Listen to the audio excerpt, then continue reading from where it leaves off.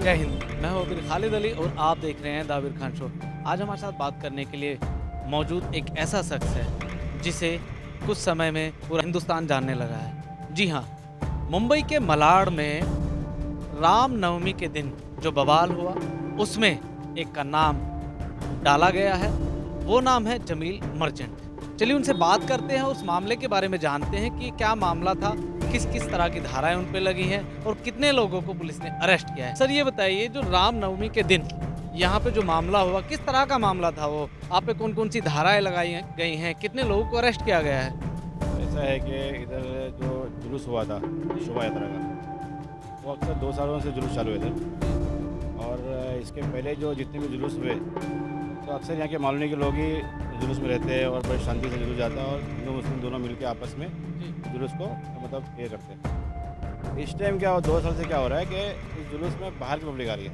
मतलब तो यहाँ के जो लोग रहने वाले हैं, जो यहाँ के वोटर हैं, वो लोग उसमें शामिल नहीं होते हैं। ज़्यादातर लोग बाहर के यहाँ पे इन्वॉल्व होते हैं। यहाँ पर अगर यहाँ के 100 लोग हैं तो बाहर के 1000 लोग हैं। तो इस तरह से बाहर का मॉब जो है ना, एक मॉब को लाकर यहाँ पर ज़बरदस्ती फिरकावास ना झगड़े करवाना, कपड़े करवाना, ये माहौल यहाँ पे मतलब 2 सालों से बन रहा है। और इसमें काफ़ी ज़ोरों में जो मामला चल रहा है यहाँ पे 2 सालों से जो है, सिर्फ बाहर के लोगों को लाकर हर त्यौहार को, जितने भी रैली हो गई, सारे त्यौहार हो गए, तो यहाँ के जो लोग कभी ऐसे झगड़े नहीं करते। क्योंकि यहाँ के लोगों में मसला कैसा है कि कई सालों से यहाँ पे गणपति, नवरात्रि, ईद उल मिलाद सब लोग मिलके मनाते हैं, मगर इन 2 सालों से जो है एक अलग ही माहौल यहाँ पैदा हो रहा है। तो ये जो रैली हुई, इस रैली का मकसद क्या हो गया, मतलब क्या हो गया कि बाहर की पब्लिक ज़्यादा थी।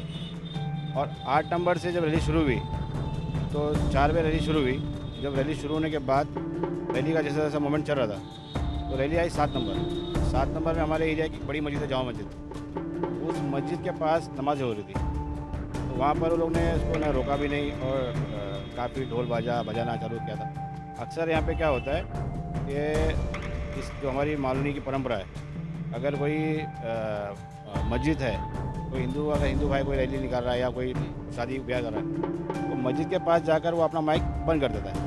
मतलब यहाँ पे की तहजीब है, चाहे वो हिंदू हो या मुसलमान हो, उनका कोई जुलूस जा रहा है तो कहीं ना कहीं एक दूसरे के धर्म के वो सम्मान करते हैं, इज्जत करते हैं। और इसमें जैसा हिंदू है ऐसा उसी मुसलमान भी अगर कोई रैली निकाल रहा है, तो कोई मुसलमान कोई जुलूस निकाल रहा है या शादी ब्याह हो रही है या कोई गाड़ी में जा रहा है डीजे बजाते हुए, टेप बजाते हुए, अगर मंदिर दिखे तो वो अपना टेप बंद कर दे और आस्था के हिसाब से वो उनकी इज्जत करे।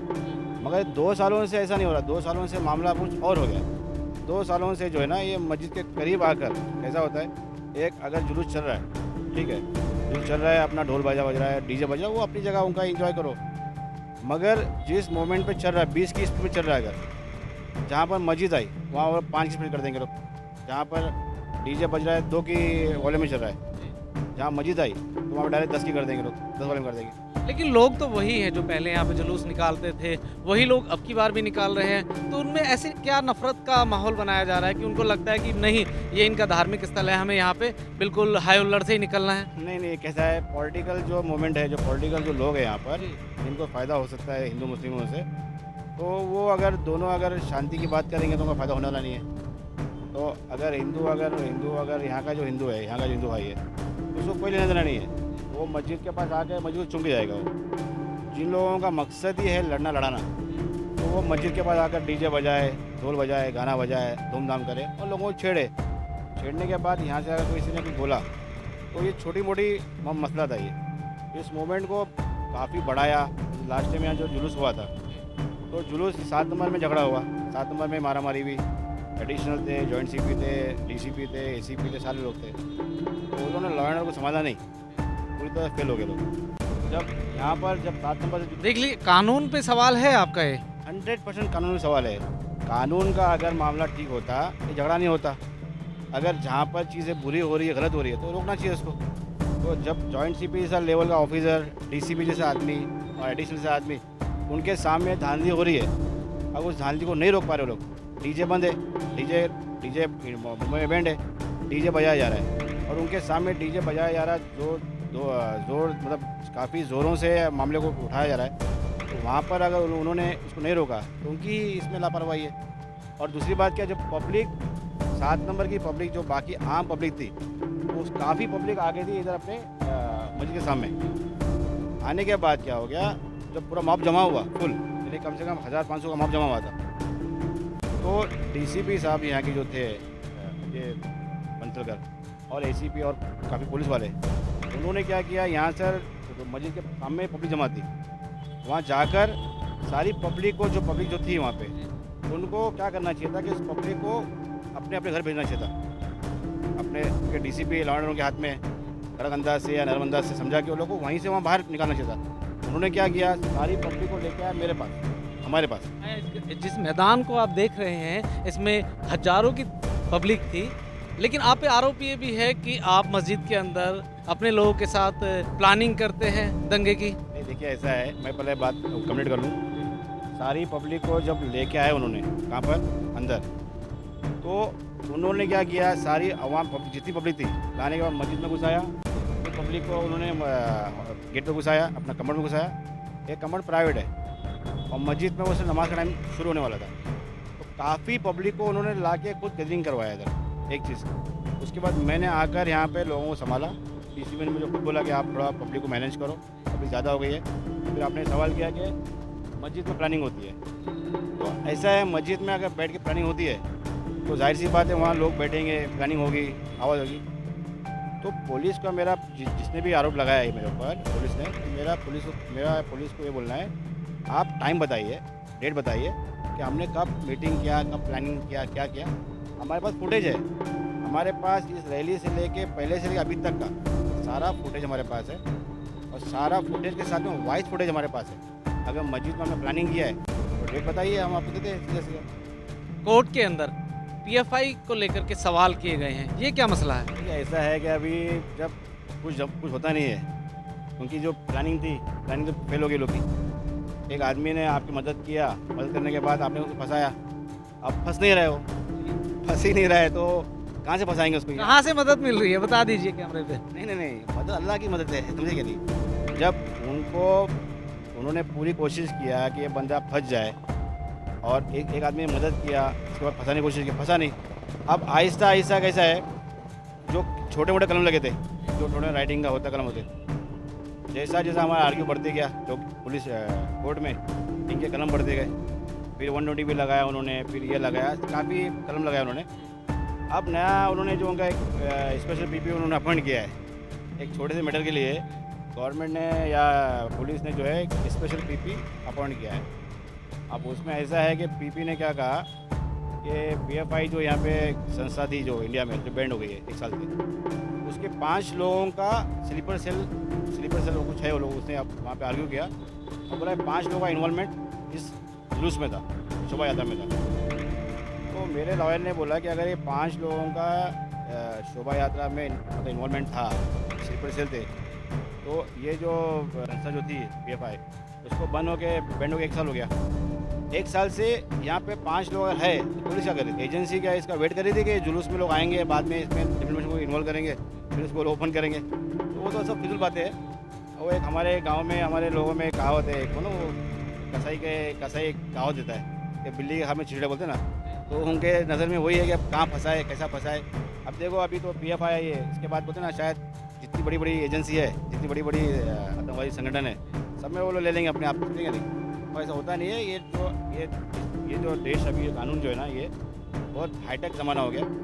मेरे पास जिस तरह से सारे फुटेज है, तो मेरे पास कई साल के मेरे खुद के पुरावे हुए, मैं कहाँ था, कहाँ नहीं था, मेरी फंडिंग क्या है, मेरा पैसा क्या है, तो आगे चल के फंडिंग बताएंगे कि भाई ये इसकी यहाँ से फंडिंग आई। तो मैंने लास्ट में बोला था, अगर उनको कुछ नहीं मिला तो ये लोग आएंगे मस्जिद के ऊपर कि भाई मस्जिद में क्या हुआ, मस्जिद में फंडिंग कहाँ से आ रही है, मस्जिद में हथियार कहाँ से आए। तो मेरा ये बोलना है कि सारी चीज़ों का जितने उनके आरोप है उसका जवाब मेरे पास है विद एविडेंस।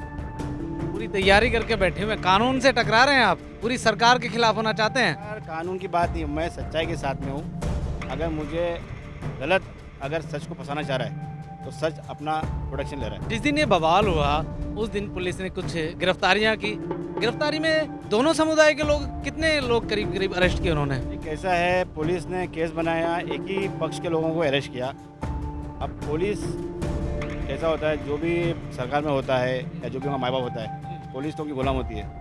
अब कल गवर्नमेंट कांग्रेस की थी, आज गवर्नमेंट किसी और पार्टी की है, तो उन्होंने सिर्फ एक ही तबके के लोगों को अरेस्ट किया और दूसरे तबके के लोगों को अरेस्ट नहीं किया। और मेरे पास दोनों तबके के लोगों ने जो भी कुछ किया उसका फुटेज है मेरे पास। ऐसा नहीं कि यहाँ से किसी ने कुछ किया है तो वहाँ से कुछ नहीं, यहाँ से भी चप्पल गए, वहाँ से भी चप्पल आए, यहाँ से बाम्बू आए, तो ये सारी चीज़ें मिल बाढ़ की हुई है। आरोप ये भी है कि मस्जिद से पत्थर फेंके गए। नहीं नहीं, वो उनका आरोप था। उन्होंने कहा था यहाँ के जो लोधा है, पालक मंत्री है, मुझे हंसी इस बात में आती है कि एक पालक मंत्री एक ज़िले का पालक मंत्री होता है और महाराष्ट्र का एक मंत्री हो, वो जब मामले में आते हैं तो सिर्फ 8 आदमी के पास आते हो, 8 आदमी के मंत्री हो, 8 आदमी से मिलते हैं, 8 आदमी को बोलते हैं कि बाबा ऐसा ऐसा हुआ, और 8 में ही वो उनकी कहानी ख़त्म हो जाती है। तो उनका ये आरोप था, इनके लोगों का आरोप था कि मस्जिद से लोगों ने पत्थर फेंका जब ये घटना घटी। तो मेरे पास उस टाइम की घटना की फुटेज है और उसी टाइम की घटना की फुटेज मस्जिद की भी है। जब यहाँ पे घटना घट रही थी, मस्जिद में तरावी हो रही थी, मस्जिद में लोग नमाज़ पढ़ रहे थे, ना मस्जिद के बाहर ना अंदर कोई ऐसी घटना घटी नहीं, सिर्फ लोग इबादत कर रहे थे, ऐसी कोई बात नहीं। आज 13 लोगों को जमानत मिल गई है, इस बात को लेकर के खुश हैं कि कानून ने अपना काम किया या सरकार ने निष्पक्ष जांच कराई? नहीं, कैसा है, इसमें 13 लोगों में यहाँ पर एक लड़ाई जूस की दुकान है, उसका नाम है अब्दुल रशीद, मेरे पास उसका फुटेज है। उस बंदे ने अपनी दुकान को छोड़ के, इस दो समाज के बीच में झगड़ा ना हो, पुलिस की मदद करने के लिए रोड पर आकर लोगों को बचाया, उसने लोगों को हटाया, बच्चों को हटाया, पुलिस को जाने का रास्ता दिया।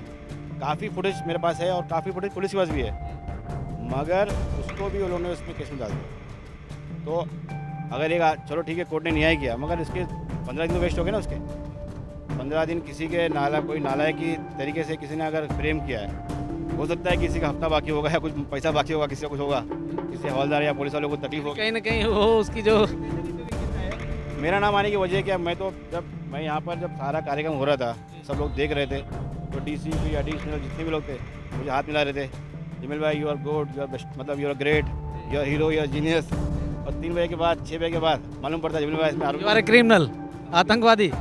ऐसा है इनके बोलने पे। तो वो क्या है कि वो लोग चाहेंगे तो कुछ भी बना सकते किसी को, मगर मेरा बोलना ऐसा है कि इंसान जितने भी हिंदुस्तान में लोग हैं, वो हिंदू और मुसलमान कोई भी हो, उनको अपने आप को सेफ रखना चाहिए, क्योंकि ये पुलिस है, एजेंसी है, कुछ भी हो सकता है।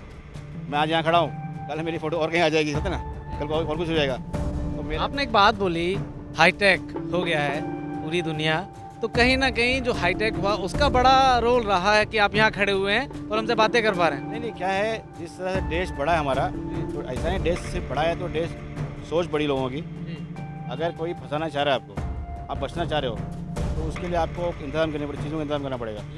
तो अगर कोई पुलिस या कोई एजेंसी आपको बोल रही है कि ये आदमी बाबा ये है, क्या इसकी फंडिंग है या वो PF में इन्वॉल्वमेंट है, इसका है, तो मुझे अभी मैं आप मुँह से बोलूँगा मैं नहीं हूँ तो वो मानेगा नहीं।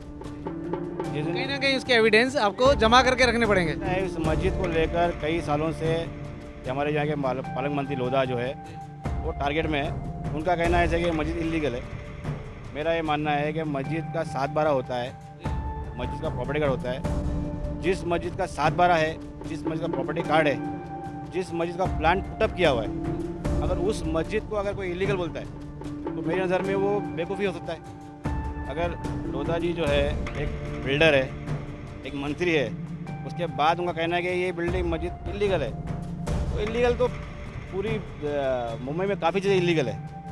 मगर यानी आप कहना चाहते हैं कि इसमें सरासर राजनीति हो रही है और कुछ नहीं है? राजनीति हो रही है। इस मस्जिद को टारगेट करके वो अपना वोट बैंक को बढ़ाना चाह रहे, मेरी नज़र में ये हो सकता है। लेकिन यहाँ से तो कांग्रेस के MLA हैं, तो उनका वोट बैंक कैसे बढ़ेगा? वोट बैंक, क्योंकि हिंदू और मुस्लिम, सिख, ईसाई सभी धर्मों के लोगों की वोट मिलती है उन्हें, और एक बार नहीं है, आप देख लीजिए 3रा टर्म है उनका। कैसा है वो, उनका टर्न क्या है मुझे नहीं मालूम। यहाँ पर BJP का या जो उनका वजूद नहीं है, उनको वजूद बनाने के लिए इनके पास एक ही मुद्दा है, मस्जिद अली। तो मेरा कहना ऐसा है कि भैया ये मस्जिद अली है, ठीक है नहीं, आ जाएगी आपको, ठीक है नहीं, छोड़ दो उसका पिक्चर, छोड़ दो, ये मस्जिद है, मस्जिद रहने दो, ये सियासत का अड्डा नहीं है, और ना ही आप उसको सियासत बनाओ, हम बनाएंगे। आप अपना काम करो, ये मस्जिद अपना काम करने दो, उस नाम से मत खेलो, समझे नहीं। जेल जाने से डर लगता है? जेल जाने डरना हो तो मैं यहाँ खड़ा नहीं होता था, समझे नहीं। मेरे खुदा ने तय कर चुका है कि मैं कहाँ खाऊंगा, कहाँ पीऊँगा, कहाँ मरूंगा। मेरा वक्त लिखा हुआ है, तो मैं उसी वक्त मरूंगा, उसी वक्त जहाँ खाना वही खाऊंगा। किसी की औकात नहीं कि मुझे जेल भेज देगी या मेरे को मार देगी। कानून पे भरोसा ज़्यादा करते हैं या सरकार पे? पहले अल्लाह पे करता हूँ, इसके बाद कानून पे करता हूँ। मतलब कानून कहीं ना कहीं आपके साथ इंसाफ कर रहा है। कानून है ना, कानून तो अल्लाह है तो कानून है, अल्लाह ही तो कानून ले जाएगा। दूसरे धर्मों के लिए जो उनके भगवान है वो भी तो है ना कहीं, जिस तरह आप बोल रहे हैं उस तरह वो भी बोलते होंगे। वो देखो, हिंदू हो, मुसलमान हो, सिख ईसाई हो, अगर सच्चा है तो सच्चा हो। मैं अपनी जगह सच्चा हूँ तो मैं सच्चा हूँ। अगर कोई इस मस्जिद को गलत तरीके से टारगेट कर रहा है तो गलत है। बीएमसी के जो चुनाव है वो सर पे हैं, कहीं ऐसा तो नहीं ये सारी जो प्लानिंग हो रही है उस चुनाव को लेकर के है? छोटी चीज़ है बीएमसी, और मतलब बीएमसी एमएलए वो बहुत मामूली चीज़ है। मेरी कैसा है, उनका मसला मस्जिद अली, तो उसके सामने ये सारी चीज़ मतलब मायने रखती नहीं है, पानी है। जीरो है सब। जीरो एक नंबर। हिंदुस्तान की पीएम की चेयर जो है ना, वो भी मेरे लिए मायने रखती नहीं है इस मस्जिद के सामने। आप मस्जिद के लिए अपना सब कुछ लुटाने के लिए तैयार हैं? नहीं, अल्लाह का घर है ये, कि वो मेरी औकात लुटाने की नहीं है। अगर उस मस्जिद पे किसी की नज़र है तो अल्लाह देखेगा। अल्लाह अगर मुझे चुनता है तो लब्बैक। ऊपर वाले का घर है, वो अपने आप बचा लेगा। बचा लेगा। अगर मुझे उसमें शामिल करता है तो मैं अल्लाह का शुक्र अदा करूँगा। इनके कॉन्फिडेंस को देखकर लगता है कि ये अपनी पीठ को पूरी तरह से मजबूत रखे हुए हैं। अब देखना ये होगा कि आने वाले टाइम में इनका क्या होता है, या ये जेल यात्रा पे जाते हैं या फिर जिन पर इनको भरोसा है, जिस ऊपर वाले को ये मानते हैं, वो इन्हें इस मामले से बाइज्जत बरी करते हैं। बने रहिए मेरे साथ, देखते रहिए दाबिर खान शो। जय हिंद।